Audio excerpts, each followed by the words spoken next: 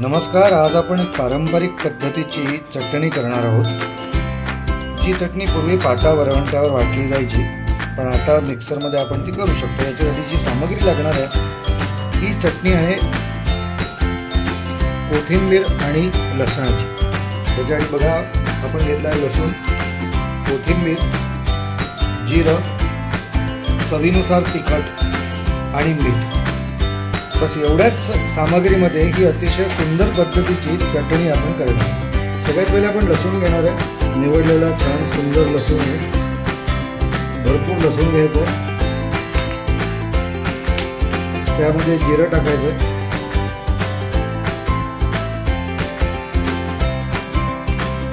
चवीनुसार मीठ,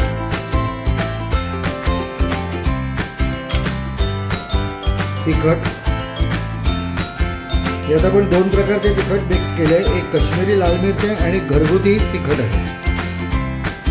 तिखट आपण जरा जास्त घेणार आहे आणि भरपूर कोथिंबीर.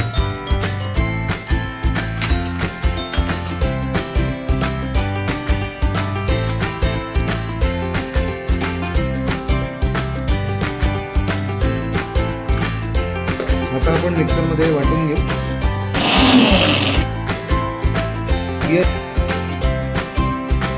ही तयार झाली आहे आपली लसणाची चटणी. ही आपण पोळीबरोबर पण तेल टाकून खाऊ शकतो. आणि सगळ्यात महत्त्वाची म्हणजे कुठलीही रस्सा भाजी जर आपण करत असेल तर त्या रस्सा भाजीमध्ये जर एक चमचाभर आपण ही चटणी टाकली तर त्या भाजीला सुद्धा एक चांगली चव येते.